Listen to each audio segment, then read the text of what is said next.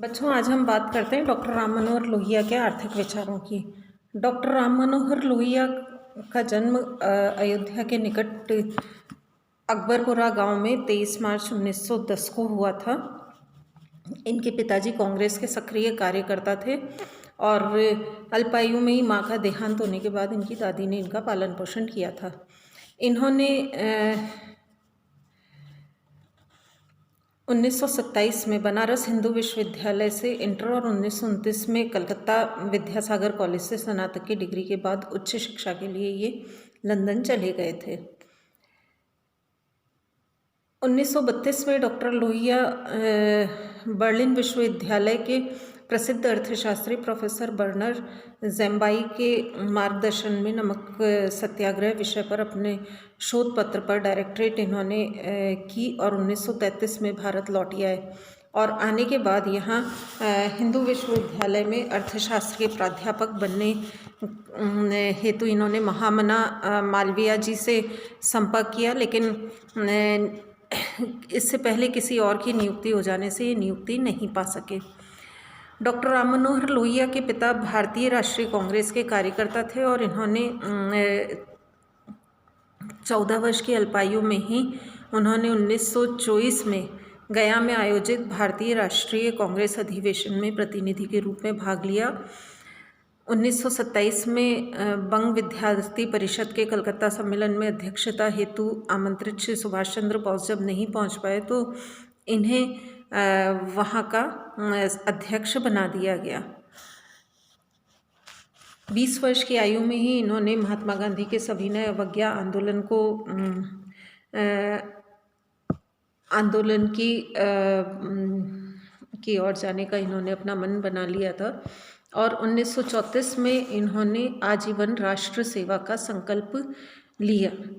1934 में पटना में कांग्रेस समाजवादी कॉन्फ्रेंस का प्रथम अधिवेशन जब हुआ तो राम मनोहर लोहिया का नाम पहली बार सुना गया और 1934 में ही कांग्रेस के अंतर्गत गठित कांग्रेस सोशलिस्ट पार्टी से वे जुड़े और मुखपत्र द कांग्रेस सोशलिस्ट का संपादन शुरू किया। तो राम मनोहर लोहिया और पंडित जवाहरलाल नेहरू के बीच में, हालांकि दोनों वैसे समाजवादी विचारधारा से जुड़े थे, लेकिन दोनों के दृष्टिकोणों में काफ़ी भिन्नता थी। तो ये डॉक्टर लोहिया पंडित नेहरू के कट्टू आलोचक बन गए और 1947 में कांग्रेस सोशलिस्ट पार्टी को कांग्रेस से अलग कर दिया और स्वतंत्रता प्राप्ति के बाद डॉक्टर लोहिया पंडित जवाहरलाल नेहरू और कांग्रेस के प्रखर आलोचक बन गए। 1964 में डॉक्टर लोहिया ने संयुक्त समाजवादी दल की स्थापना की और आजीवन उससे जुड़े रहे। इनकी मुख्य पुस्तकें जो हैं वो हैं wheels of history, the caste system, aspects of socialist party policy, India, China and northern frontiers और मार्क्स, गांधी एंड सोशलिज्म।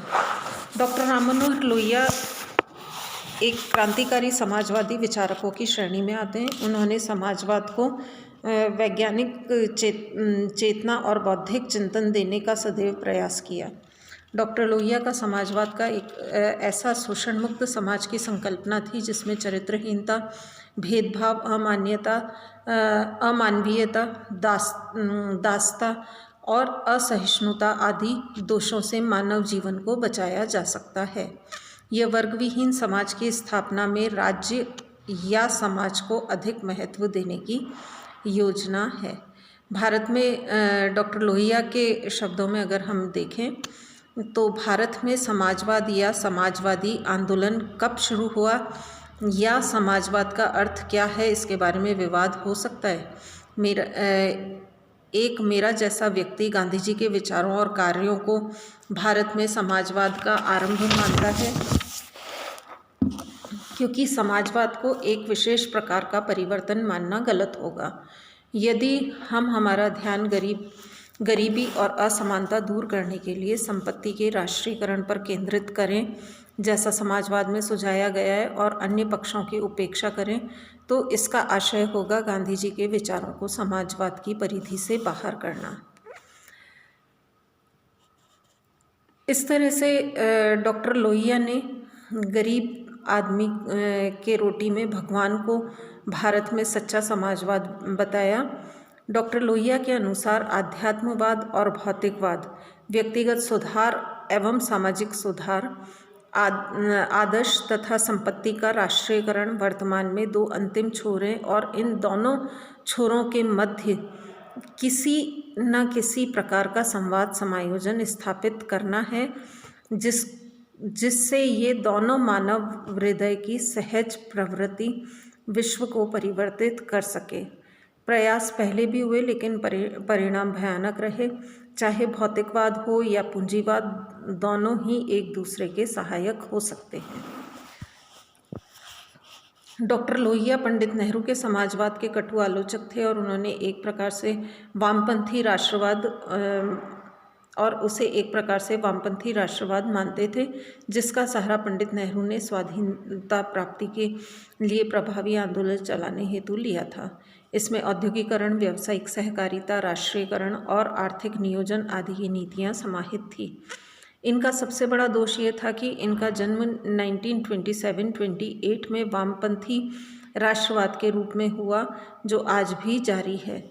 सामाजिक सुधार या धन के सामाजिकरण के माध्यम से गरीबी या असमानता को दूर करना इसके प्रेरणा स्रोत नहीं है।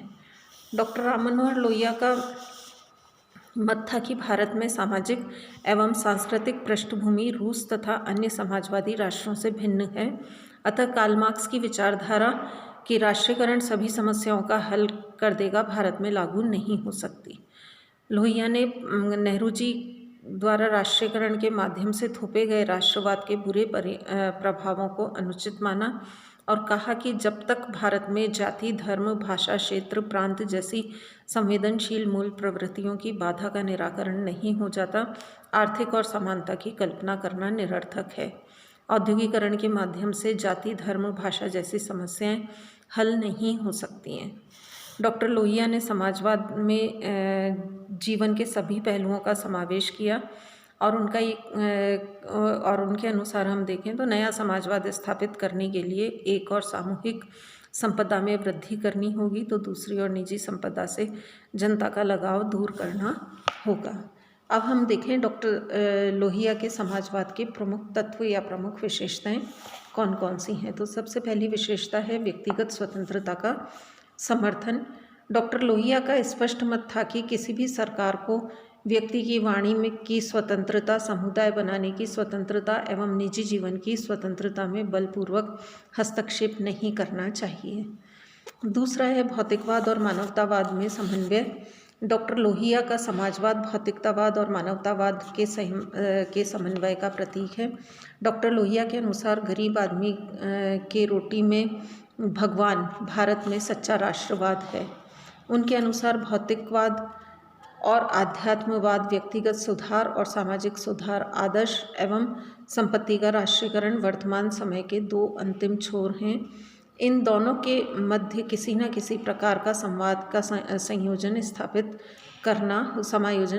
करना है, जिससे ये दोनों मानव हृदय की सहज प्रवृत्ति विश्व को परिवर्तित हो सके।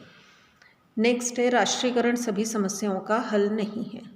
डॉक्टर लोहिया भारत की सामाजिक और सांस्कृतिक पृष्ठभूमि में रूस या अन्य समाजवादी देशों के समाजवाद के विरोधी थे। उनके अनुसार कार्ल मार्क्स की विचारधारा थी कि राष्ट्रीयकरण सभी समस्याओं का हल है, ये भारत में लागू करना संभव नहीं है।